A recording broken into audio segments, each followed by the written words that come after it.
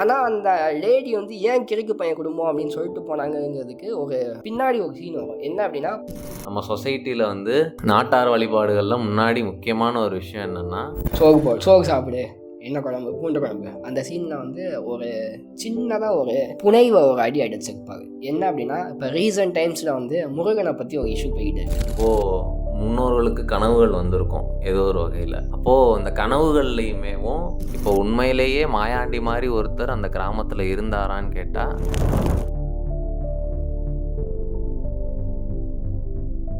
இந்த படத்தோட கதை என்ன அப்படின்னு பார்த்தோம்னா, தமிழ் பண்பாட்டில் குலதெய்வ வழிபாடு அப்படிங்கிறது என்னவா இருந்துச்சு அப்படிங்கிறத வச்சு தான் இந்த படம் இருக்குது. எப்படி சொல்லலாம்னா, இப்போ அந்த படம் வந்து எங்கே ஸ்டார்ட் ஆகுது அப்படின்னா, அந்த ஊரில் வந்து தலைமுறைக்கு விவசாயம் இல்லை, 2வது தலைமுறைக்கு 10 பிள்ளை பெற்று 3 தான் உருப்படியாக இருந்துச்சு, 3வது தலைமுறை பெற்றது எதுவுமே சரியில்லை, 4வது தலைமுறை கல்யாணமே இல்லாமல் இருக்குது. இதுக்கெல்லாம் என்ன காரணம் அப்படிங்கும்போது, குலதெய்வத்தை வந்து நம்ம சரியாக இது பண்ணலை அப்படிங்கிற ஒரு விஷயம் இருக்குது. அப்படிங்கும்போது அப்போ வந்து ஒரு கேள்வி வரும், அங்கே அந்த பஞ்சாயத்து கேட்பாங்க, அப்போ வேறு சாதிக்காரனை உள்ள கொட சொல்லியா அப்படி இப்படின்னு வாங்க. அவனெல்லாம் அடிச்சு பற்றி விட்டு, பானை செய்கிறவங்க பானை செஞ்சு கொண்டாகணும், குதிரை செய்கிறவங்க குதிரை செஞ்சு கொண்டாகணும், விவசாயம் பண்ணுறவங்க விவசாயம் பண்ணி கொண்டு வரணும், பகை அடிக்கிறவங்க வந்து பகை அடிக்கணும். இப்படி போய் குலதெய்வத்தை வழிபடுறது தான் சரியான வழிபாடு. இது நடந்துச்சா இல்லையாங்கிறது தான் கதை. இதில் வந்து விவசாயத்தை கொஞ்சம் அதிகமாக வச்சு இந்த படம் மூவ் ஆயிடுச்சு. ஆனால் கதையானா அந்த குலதெய்வத்தை எல்லா குடிகளுமே வந்து கரெக்டாக இது பண்ணணும், கும்பிடணும், வழிபடணும் அப்படிங்கிறது தான் இந்த படத்தோட கதை. அது நடந்துச்சா இல்லையாங்கிறது தான் எண்டாகவும் இருக்கும். இதில் முக்கியமாக மாயாண்டி கதாபாத்திரம் தான் மெயினாக சொல்லணும்னா. ஏன்னா அவர் வந்து நிறைய இன்ஃபர்மேஷன் சொல்லிகிட்டே இருப்பார் கதைக்குள்ளே. அது எப்படி இருந்துச்சுன்னா, ஒரு அந்த பாம்பு கடிக்கு சில விஷயம் சொல்கிறது, அதுக்கப்புறம் அந்த கவரை வச்சு பாம்பு கடி வைக்கிறது, கொஞ்சம் சுருக்குன்னு இருக்கும் வைக்கும், அப்புறம் அந்த விதையை வச்சு சொல்கிறது, அவனை தயாரிக்கிறவனுக்கு ஆம்பளை பிள்ளை பிறந்த அவனுக்கு விதை இல்லாமல் பிறந்துச்சுன்னா எப்படி இருக்கும் அப்படின்றது. இந்த மாதிரி நிறைய ஒரு விஷயத்தை கடத்திக்கிட்டே இருப்பார். அவன்கிட்ட கிளைமேக்ஸ் சீனில் வந்து இந்த தண்ணி கலந்து பூச்சி வராமல் இருக்க தெளிக்கணும்டா அப்படின்னு சொல்கிறது. அப்போது ஒரு கட்டத்துக்கு மேலே அவர் போயிட்டாருன்னா அதெல்லாம் அவரோடையே போயிடும் அப்படின்ற மாதிரி இருக்கும். அந்த இன்ஃபர்மேஷன்லாம் ஒரு கடைசி மனுஷன் கிளம்பும்போது அவருக்கு வச்சுருந்த எல்லா பழைய இதுகளும் அவரோடையே போகும் அப்படின்ற மாதிரி இந்த கடைசி விவசாயியில் அவரோட கேரக்டர் இருக்கும். இல்லை, இந்த இதில் நான் கொஞ்சம் இது பண்ணுறேன். என்ன அப்படின்னா, அவருக்கு எல்லாமே தெரியும், ஆனால் அவர் அதை அடுத்த தலைமுறைக்கு கடத்திட்டாரு.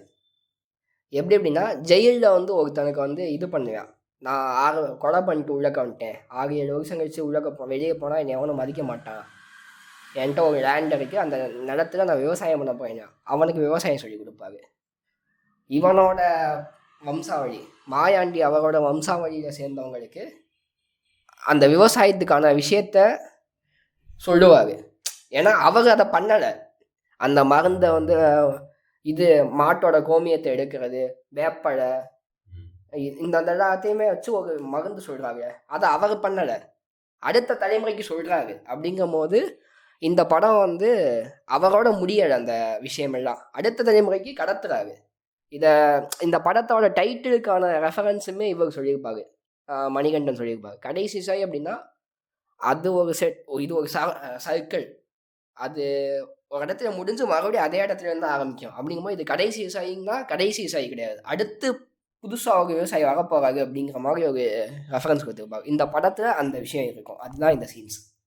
இல்லை, எனக்கு வந்து அது எப்படி தோணுச்சுன்னா, அவர் முழுக்க அந்த அந்த விதையை பற்றி பேசுகிறது, அந்த பழைய அந்த கத்தாழை அந்த இதை பற்றி பேசுகிறது, இதெல்லாம் அந்த பூச்சி அண்டாமல் இருக்க வேம்பெடுத்து தெளிக்கணும், அதெல்லாம் பற்றி பேசும்போது உண்மையிலேயே ஒரு சுத்தமான விவசாயம் பண்ண கடைசி ஒரு விவசாயி அப்படின்ற மாதிரி தான் பார்க்க முடிஞ்சு. அதுக்கப்புறம் யார் வேணாலும் வரலாம், விவசாயம் பண்ணலாம், ஆனால் அவங்க இவர் அளவுக்கு பண்ணுவாங்களா அப்படின்னும்போது இவருக்கு தான் அந்த கடைசி விவசாயின்றது வந்து பொருந்துதோ அப்படின்னு எனக்கு தோணுது. எனக்கு இப்படி நீ யோசிச்சேன்னா, இவருக்கு முன்னாடி தலைமுறை இவருக்கு விவசாயம் பண்ணி சொல்லி கொடுத்தவங்க இவரோட இன்னும் பெட்டராக இருந்திருப்பாங்க.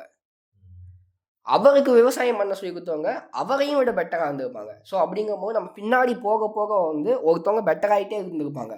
இன்னொன்று அடுத்தடுத்த ஜென்ரேஷன்ஸ்க்கு அது கடத்தப்படும் போது அது கொஞ்சம் மாறுபட தானே செய்யும்.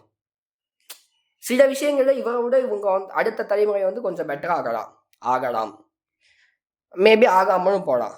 இன்னொன்று இவங்களுக்கு அந்த விவசாயத்தில் ஒரு இன்ட்ரெஸ்ட் வருது அப்படிங்கும்போது இவங்க ஒரு விஷயத்த கற்றுக்குவாங்க. இவங்க சொல்லி கொடுத்ததை வச்சுக்கிட்டு இவங்க ஒரு லேர்னிங் ப்ராசஸில் போவாங்க. அப்போங்கும் போது இவரோட விவசாய முறைக்கும் இவங்க பண்ணுற விவசாய முறைக்குமான வேறுபாடுங்கிறது இருக்கும். அது இன்னும் கொஞ்சம் வேறையாக இருக்கும். ஏன்னா ஜென்ரேஷன் மாறுது அப்படிங்கும்போது அந்த விவசாயங்கிறது கொஞ்சம் மாற்றம் பெற்றுக்கிட்டே இருக்கும் அப்படிங்கிறது என்னோட இதாக இருக்குது. படத்தோட ஓப்பனிங்னு பார்த்தோம்னா ஒரு அழகான ஒரு கிராமத்தோட விடியல் எப்படி இருக்குது அப்படின்றது தான் நமக்கு இந்த ஓப்பனிங்காகவே வரும்.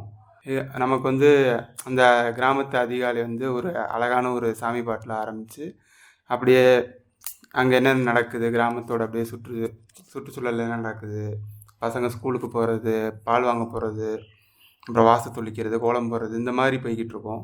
இப்போ இப்படி போய்கிட்டு இருக்கிறப்ப ஐயா வந்து பார்த்தோம்னா அவரோட வயக்காட்டில் போய் தண்ணி பாய்ச்சுறது இந்த மாதிரி போவாப்புல. ஒரு சிம்பிளான ஒரு லைஃப் ஸ்டைலில் வந்துட்டு ஒரு கிராமத்தோட லைஃப் ஸ்டைல் ஒரு 20th செஞ்சுரியில் ஒரு நடக்கிற ஒரு கதை.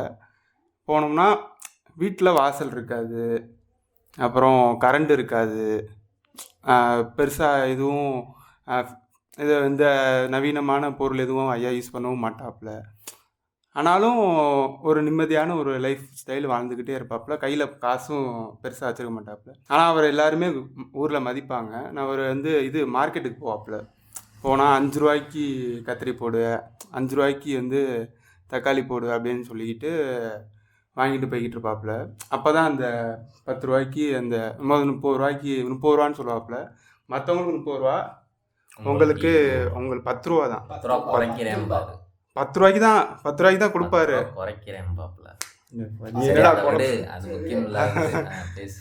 இல்லை அது முக்கியம் தான். ஏன்னா அவங்களுக்கு தெரியும்.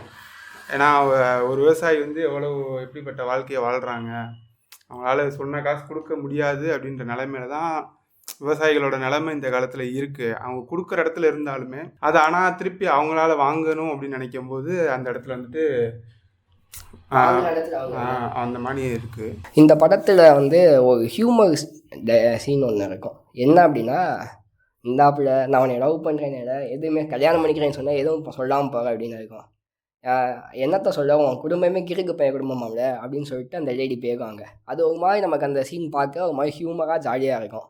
ஆனால் அந்த லேடி வந்து ஏன் கிறுக்கு பையன் குடும்பம் அப்படின்னு சொல்லிட்டு போனாங்கிறதுக்கு ஒரு பின்னாடி ஒரு சீன் வரும். என்ன அப்படின்னா, பஞ்சாயத்து சீன் இருக்கும்.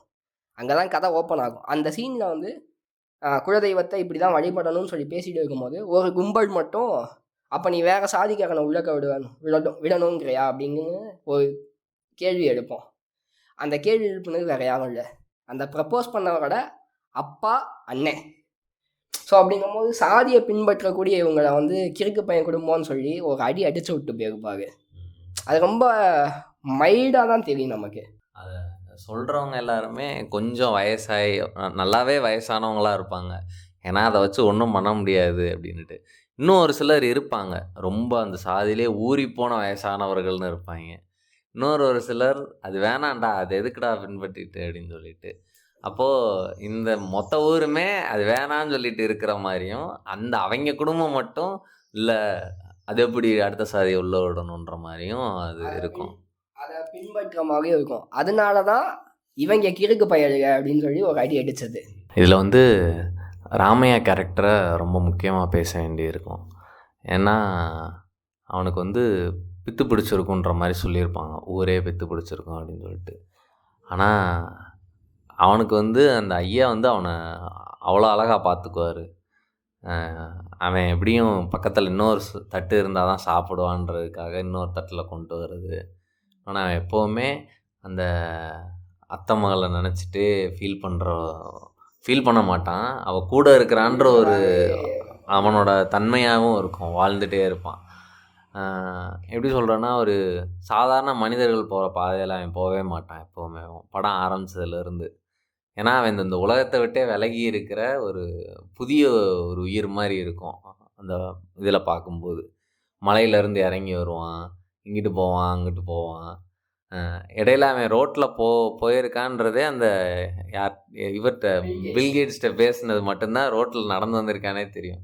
மற்றபடி நான் இங்கிட்டு போனேன் அங்கிட்டு போனேன் அப்படின்ற மாதிரி ஒரு ஒரு ஸ்பிரிச்சுவலாக இருக்கும் அந்த கேரக்டரேவும். அந்த இவர் சாப்பாடு கொடுக்கும்போது கூட அவளுக்கு வாங்கிட்டு போன்னு சொல்லும்போது அந்த இடத்துலையும் தெரியும். ஏன்னா அவன் அந்த ஆன்மாவோட ஒன்றியே வாழ்கிறான். அவளை என்றைக்குமே அவனை விட்டு போகலை, அவன் கூடயே இருக்கா அப்படின்றது வந்து அது ரொம்ப முக்கியமான ஒரு விஷயம். ஏன்னா வந்து நம்ம சொசைட்டியில் வந்து அந்த நாட்டார் வழிபாடுகளில் முன்னாடி முக்கியமான ஒரு விஷயம் என்னென்னா, ஒரு உயிர் நம்ம கூட இருந்துச்சு, அந்த அந்த உயிர் வந்து நம்மளை விட்டு போகலை, அது வந்து ஏதோ ஒரு வகையில் நம்மளோடையே வாழ்ந்துட்டுருக்கு அப்படின்றது வந்து முன்னாடி இருந்து இருக்கிற ஒரு நம்பிக்கை. அதுதான் இந்த குலதெய்வ வழிபாடு, மற்ற வழிபாடுகள் எல்லாமே அந்த நாட்டார் வழிபாடுலேருந்து எல்லாமே எப்படின்னா, ஒரு ஒரு உயிர் நம்மளை விட்டு போனாலும் நம்ம கூடயே வாழுதுன்றது. அவன் அதை நடைமுறை வாழ்க்கையிலேயே அந்த உயிரை தன்னோட கூட்டி வச்சுக்கிட்டே அலையிறது அந்த ராமையாவோட கதாபாத்திரம் மாதிரி ரொம்ப அருமையாக இருந்துச்சு அதை பார்க்கும்போது. அந்த பெரியவர் வந்து மீட் பண்ணுற சீன் இருக்குது, ஃபஸ்ட்டு சீன். பசிக்குது, சோறு சாப்பிடு, என்ன குழம்பு, பூண்டு குழம்பு. அந்த சீனில் வந்து ஒரு சின்னதாக ஒரு புனைவை ஒரு அடி அடிச்சிருப்பாரு. என்ன அப்படின்னா, இப்போ ரீசன்ட் டைம்ஸில் வந்து முருகனை பற்றி ஒரு இஷ்யூ போய்கிட்டு இருக்குல்ல, அந்த இஷ்யூவை அந்த எக்ஸாக்ட் அந்த இஷ்யூன்னு சொல்ல முடியாது. ஆனால் இப்போ முருகனுக்கு ஒரு இது இருக்குல்ல, முருகன் வந்து ஏன் கோமணத்தை கட்டிட்டு போய் பழனியில் உட்காந்தேன் அப்படின்னா, ஒரு பழத்துக்கு வந்து கோவிச்சுக்கிட்டு போய் உட்காந்தா அப்படின்னு இருக்கும். அந்த சீன் அந்த புனையப்பட்ட கதையவே ஒரு அடி அடிச்சிருப்பாரு. என்ன அப்படின்னா, நான் திருச்செந்தூர் போனேன், முருகன் எங்கே இல்லையா, கோவிச்சுக்கிட்டு பழனி போயிட்டானான்னு சொல்லி போனேன் அப்படின்னு சொல்லி, இந்த மாதிரி மாம்பழத்தை கோவிச்சுக்கிட்டு போயிட்டானம்ல அப்படின்னு சொல்லி கேட்க போனேன் அப்படின்னு இருக்கு. அதை முருகன் கேட்டு, இப்படி அணையை பற்றி ஊருக்குள்ளே பேசிக்கிறாங்க அப்படின்னு சொல்லி கேட்டான். எனக்கு அப்படியே ஒரு மாதிரி ஆயிடுச்சு. ஊர் பையன் பேசுகிறத போய் நான் போய் கேட்கலாமா? அதுக்கப்புறம் அதை இதையும் பேசி எப்படியோ சமாளிச்சிட்டேன் அப்படின்னு சொல்லி ஒரு இது இருக்கும். ஸோ அப்படிங்கும் போது இந்த புனையப்பட்ட கதையை வந்து முருகன் கேட்ட அப்படி இருக்கும்.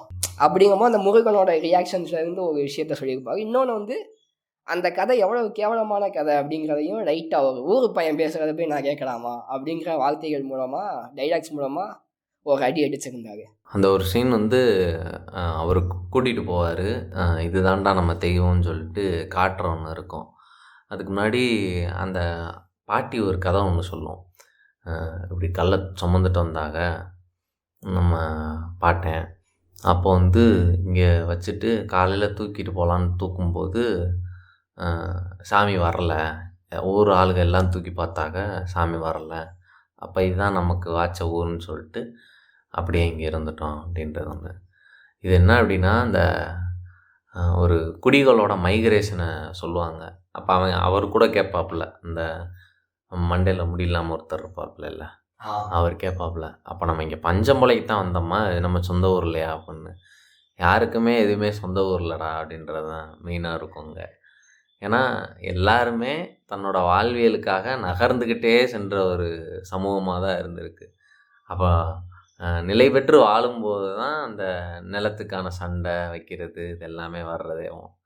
அப்போது இது என்ன ரொம்ப ஒரு பழமையான ஒரு சமூகத்தோட பிரதிபலிப்பு மாதிரி அந்த அந்த ஒரு வார்த்தை இருக்கும். அந்த அந்த கல்லுக்கு உருவம் இருக்காது, இதுதான் நம்ம சாமின்றது. ஏன்னா அப்போது அந்த நடுகள் முறைன்றது வந்து இன்னும் பழங்குடி சமூகத்துக்கு தான் அது தள்ளிட்டு போகுது. ஏன்னா அந்த உயிர் வந்து இங்கே தான் புதைக்கப்பட்டிருக்கு, அந்த உயிர் ஏதோ ஒரு வகையில் செழித்து நம்மளோட வரும் அப்படின்றது தான். இப்போது முன்னோர்களுக்கு கனவுகள் வந்திருக்கும் ஏதோ ஒரு வகையில். அப்போது அந்த கனவுகள்லையுமேவும் அந்த இறந்து போன மனிதன் தனக்குள்ளே வர்றான் அப்படின்றதேவும் அவங்க ஏதோ ஒரு வகையில் நம்ம ஆவிகளாக வந்து நம்ம கூட பேசுகிறாங்க, நமக்கு வழிகாட்டுறாங்க அப்படின்னு அந்த கனவுகளை கற்பனை பண்ணிக்கிறது மூலமாக அவரோட உயிர் ஆன்மா வந்து தன்னோட இருக்கிறதா நினைக்கிறான். அப்படின்னும்போது அவரை வந்து இந்த இடத்துல பொறுத்துறது, அது ஒரு இறைத்தன்மைக்குள்ளே பொறுத்துறது, அந்த உயிர் என்னோட நிற்கிது அப்படின்றது. இப்போ அது நமக்காக ஏதோ ஒன்று பண்ணுவாங்க, நமக்கு வழிகாட்டுவாங்க, அவங்களோட மொத்த ஹோப்புமா அந்த முன்னோர் வந்து இருக்காரு. அது வந்து இறைவன்ற பேரில் இருக்காரு. அந்த சீனில் காட்டப்பட்ட கல் அது வெறும் கல் கிடையாது. அந்த கல்லுக்கு பின்னாடி ஒரு ஆதி பழங்குடி ஒரு உயிர் இருக்குது அப்படின்றது தான் புரிஞ்சுக்க முடியும் அதில். இப்போ இந்த படத்தோட கதையில் குலதெய்வ வழிபாடு அப்படிங்கும்போது ஒரு பானை செய்கிற வீட்டுக்கு போவாங்க. அந்த பானை செய்கிற வீட்டுல அவருக்கு தான் கடைசி தலைமுறை. இப்போ எப்படி மாயாண்டி ஐயா இருக்காரு, விவசாயத்தோட கடைசி தலைமுறையாக அவர் இருக்காரு, அதே மாதிரி பானை செய்கிறவர் அவர் தான் கடைசியாக இருப்பார். இங்கே நம்ம இந்த படத்தில் பார்த்தோம்னா ஒரு 3 குடிகள் வராங்க.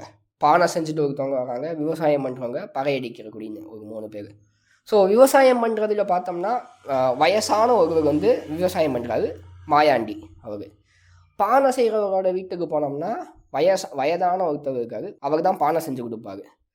அதே இது பறையடிக்கிறதுக்குன்னு சொல்லி கேட்க போகும்போது அந்த பறையடிக்கிற சமூகத்தில் பார்த்தா வயசானவங்க இருக்க மாட்டாங்க, இளைஞர்கள் இருப்பாங்க. இப்போ விவசாயி அப்படின்னு வரும்போது வயசானவர் தான் கடைசியாக இருக்காரு விவசாயம் பண்ணுறதுக்கு, அடுத்த தலைமுறை வரலை. அதே மாதிரி பானை செய்கிறவங்க வீட்டுக்கு போனால் வயசானவர்த்தவர் தான் பானை செய்கிறதுக்கு இருக்காரு, அடுத்த தலைமுறை வரலை. ஆனால் பறையடிக்கிறதுக்குன்னு போனால் மட்டும் அடுத்த தலைமுறை வந்து நிற்கிறாங்க, வயசான யாரும் வந்து பறையடிக்க வரலை. இது ஏன் அப்படிங்கிற மாதிரி ஒரு கேள்வி இருக்குது எனக்கு. இல்லை, இது வந்து எப்படி சொல்கிறான்னா, இது ஒரு யதார்த்த சினிமாவாக இருந்தால் கூட, ஆனால் இது எல்லா யதார்த்த சினிமாவும் உண்மையாகவே ஒரு சமூகத்தை பிரதிபலிக்குமான்னா அது பிரதிபலிச்சிடாது.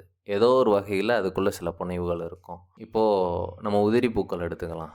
உதிரி பூக்களில் அந்த கிளைமேக்ஸ் சீனு எல்லோரும் நடந்து போகும்போது அப்படி உண்மையிலேயே ஒரு கிராமம் அவ்வளோ அமைதியாக ஒரு மனிதனை கூட்டிகிட்டு போகுமானா போகாது. உண்மையிலேயே ஒரு சவரம் பண்ணுறவருக்கு அவ்வளோ தூரத்துக்கு அவரால் பேச முடியுமான்னா அது பேச முடியாது.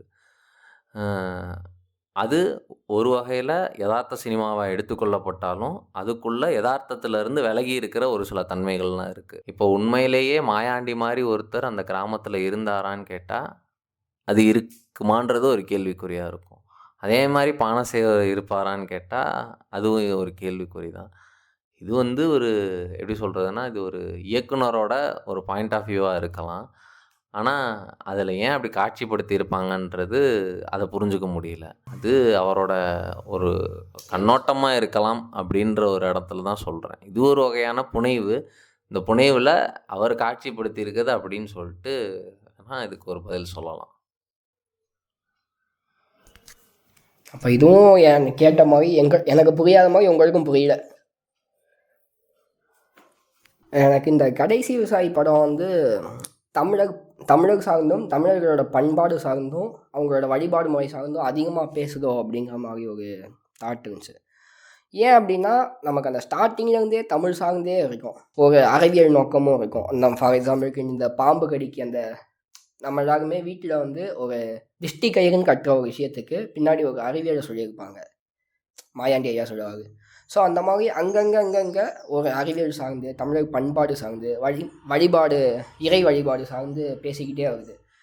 அதில் ஒரு உதாரணமாக சொன்னால் ஜாமீன் கிடச்சிரும் வந்து அந்த கிராமமே சேர்ந்து அந்த செத்துப்போன நெல்லை வந்து அகற்றுவாங்க அங்கேருந்து. அப்போ வந்து யோகி பாபு வந்து யானையோட உள்ளக்க இறங்குவாப்புல.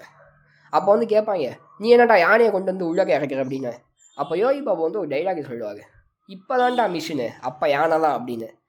ஸோ அதுக்கான விளக்கம் வந்து ஒரு பட்டினப்பாடை பாடல்லையும் இருக்குது.